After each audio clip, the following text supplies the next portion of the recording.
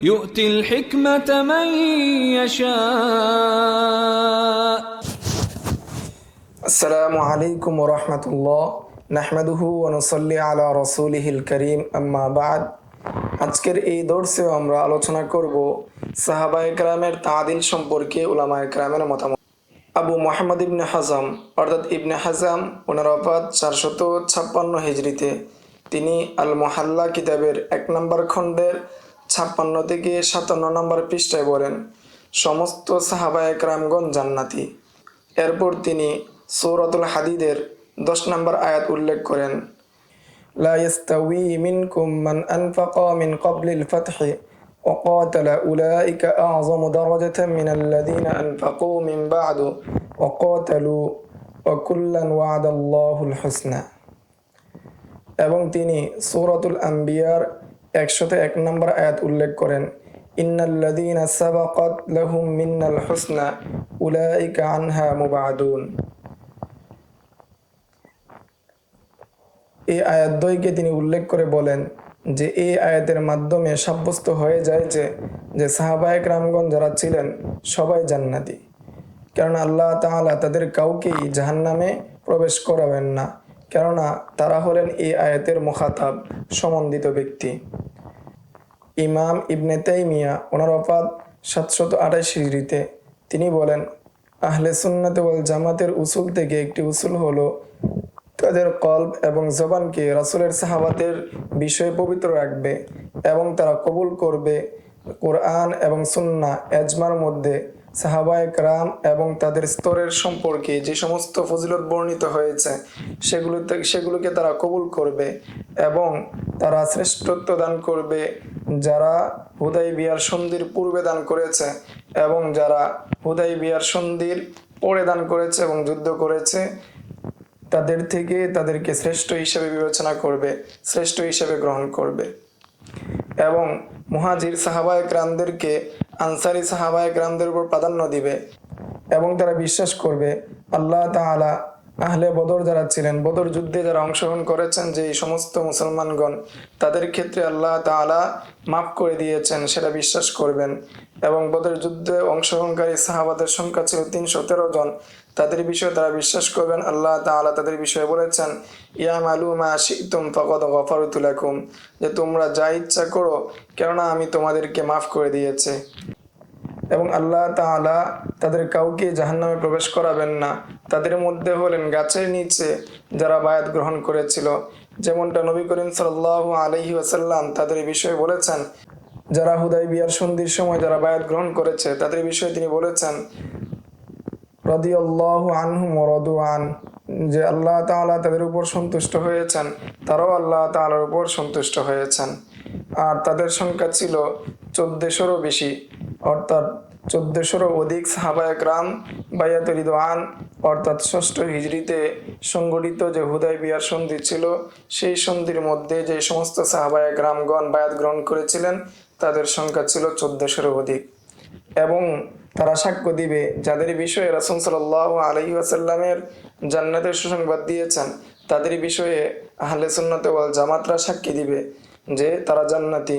এমনিভাবে আশরায়ে মুবাশশারা যারা রয়েছেন এবং সাবিত ইবনে কয়েস ইবনে শাম্মাস, এছাড়া অন্যান্য সাহাবায়ে কেরামগণ যাদের বিষয়ে রাসূল বলেছেন, যাদের বিষয়ে রাসূল সাল্লাল্লাহু আলাইহি ওয়াসাল্লাম জান্নাতের সুসংবাদ দিয়েছেন, এবং তারা বিশ্বাস করবেন যে রাসূল সাল্লাল্লাহু আলাইহি ওয়াসাল্লামের পরে খলিফা হলেন আবু বকর রাদিয়াল্লাহু তাআলা আনহু, তারপর উমর, তারপর ওসমান, তারপর আলী।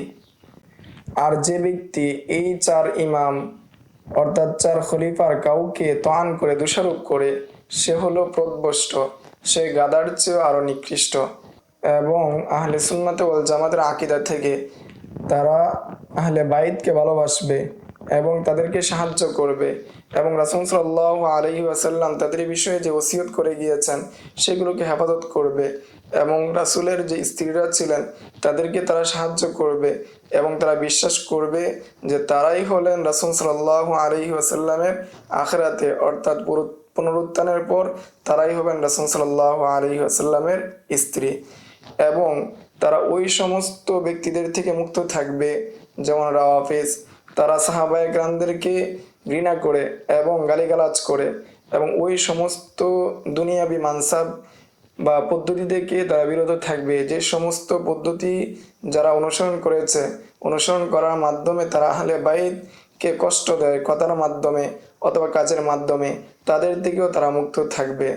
এবং সাহাবায়ে কেরামদের মধ্যে যে বিষয়গুলো ঘটে গিয়েছে, দ্বন্দ্ব ঘটে গিয়েছে, সেই বিষয়ে তারা চুপ থাকবে এবং তারা বলবে যে সমস্ত ঘটনাগুলো সাহাবায়ে কেরাম সম্পর্কে এসেছে তাদের মন্দের বিষয়ে, তারা বলবে তার মধ্যে রয়েছে কতক মিথ্যা এবং কতক রয়েছে যেটাকে বাড়িয়ে বলা হয়েছে এবং কতক যে রয়েছে যেটার মধ্যে কমিয়ে বলা হয়েছে, অর্থাৎ বাড়াবাড়ি ছাড়াছাড়ি হয়েছে।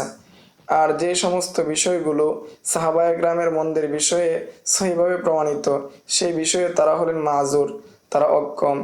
এই ক্ষেত্রে তারা মুজতাহিদ ছিলেন। মুজতাহিদ হওয়ার ক্ষেত্রে হয়তো তারা সেটা সঠিক করেছেন অথবা মুজতাহিদ হওয়ার ক্ষেত্রে তারা ভুল করেছেন। এতদা সত্ত্বেও তারা বিশ্বাস করবে, অর্থাৎ আহলে সুন্নাত ওয়াল জামাত তারা এই বিশ্বাস রাখবে না যে সাহাবায়ে কেরামগণ ছোট বড় সমস্ত গুনাহ থেকে মাসুম ছিলেন, এবং বিশ্বাস রাখবে যে তাদের পক্ষ থেকে গুনাহ হতে পারে, কিন্তু তাদের সাওয়াবেক অর্থাৎ ইসলামে অগ্রগামিতা, ইসলাম গ্রহণ এবং তাদের অন্যান্য যে ফজিলত এবং অন্যান্য যে কুরবানি আছে, সেই কুরবানির কারণে আল্লাহ তাআলা তাদেরকে মাফ করে দিবেন। এটা আবশ্যক হয়ে যায় আল্লাহ তাআলা তাদেরকে সেই বিষয়গুলোর মাধ্যমে মাফ করে দিবেন তাদের কুরবানির কারণে। তিনি আরো বলেন যে খায়রুল কুরুনের মধ্যে যারা ছিলেন, অর্থাৎ যারা রাসূল সাল্লাল্লাহু আলাইহি ওয়াসাল্লামের সুহবত অর্জন করেছিলেন, তাদেরকে জড়া করা, কদর করা কেমন যেন রাসূল সাল্লাল্লাহু আলাইহি ওয়াসাল্লামকে জড়া করার মতোই। ইমাম মালিক সহ অন্যান্য আইম্মাতুল আলিমগণ বলেন যে যারা সাহাবায়ে কেরামকে তোয়ান করে কেমন যেন তারা রাসূল সাল্লাল্লাহু আলাইহি ওয়াসাল্লামকে তোয়ান করে। যেমন বলা হয় রজুলুন সুউন কানা লাহু আসহাবুন সুউন, যে একজন মন্দ ব্যক্তি এবং তার সাথী যারা রয়েছে তারাও মন্দ। ওয়ালাউ কানা রাজুলান সালিহান লাকানা আসহাবুহু সালিহিনা, যদি তিনি সৎ ব্যক্তি হতেন তাহলে তার সাথী যারা রয়েছে তারাও সৎ হতো।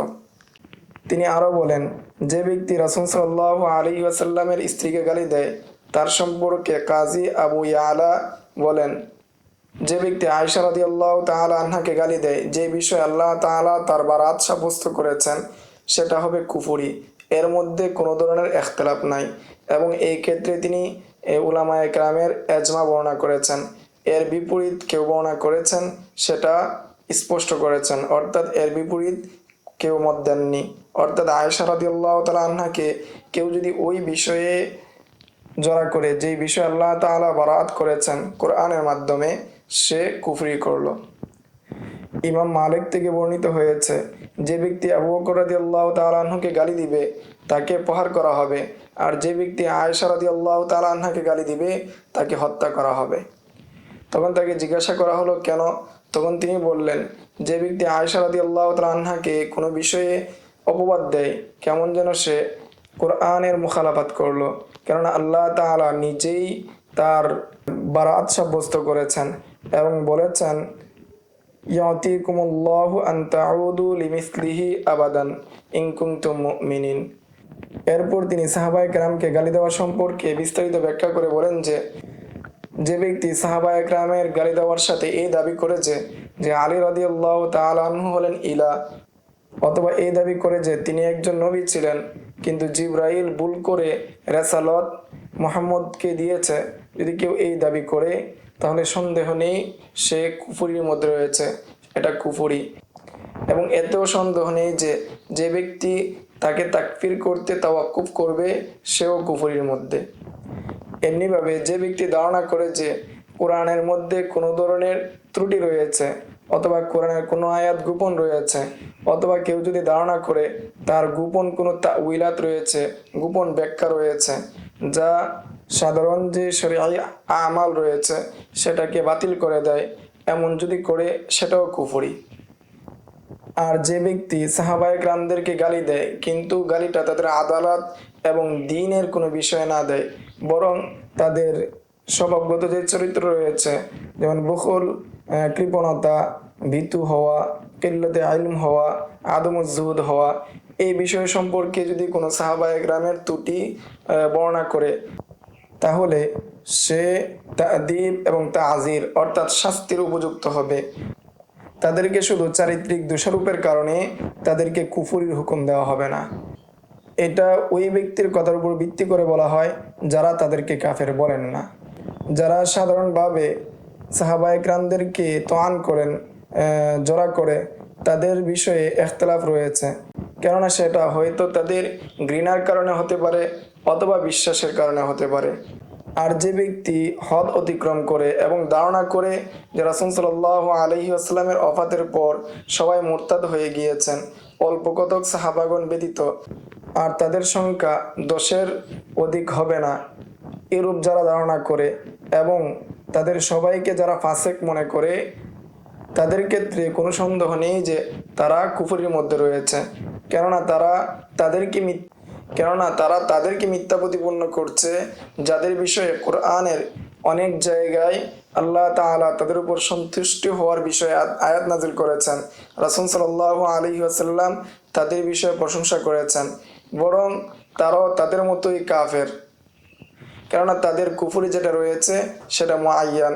কেননা তারা এই কোরআন এবং সুন্নাহর যারা নাকেল বর্ণনাকারী, তাদেরকে তারা মিথ্যা প্রতিপন্ন করছে, তাদেরকে তারা ফাসেক বলছে। এই ফাসেক বলার মাধ্যমে তারা নিজেরাই কুফরির মধ্যে পড়ে যাচ্ছে। কেননা এর মাধ্যমে দ্বীনের মধ্যে ইস্তিরাব তৈরি হয়, বিশৃঙ্খলা তৈরি হয়। এই জন্য দেখা যাবে যারাই সাহাবায়ে কেরাম সম্পর্কে বিভিন্ন ধরনের আকওয়াল বা জড়া করেছেন, তাদের অধিকাংশই তারা জিন্দিক এবং তারা তাদের মাযহাব যে রয়েছে, তাদের বিতর্কত যে বিষয় রয়েছে, সেটাকে তারা গোপন রাখে। সর্বমোট কথা, যারা সাহাবায়ে কেরামদেরকে গালি দেয় তারা নিঃসন্দেহে কুফরির মধ্যে রয়েছে এবং তাদের মধ্যে কতক রয়েছে তাদেরকে কুফরির হুকুম দেওয়া যায় না। আবার তাদের মধ্যে কতক রয়েছে যাদের বিষয়ে তারাদ্দুদ রয়েছে, অর্থাৎ দ্বিধা রয়েছে। এই ছিল সাহাবায়ে কেরামের তাদিল সম্পর্কে সংক্ষিপ্ত আলোচনা। আসসালামু আলাইকুম ওয়া রাহমাতুল্লাহি ওয়া বারাকাতুহু। ومن يؤت الحكمة فقد أوتي خيرا كثيرا وما يذكر إلا أولو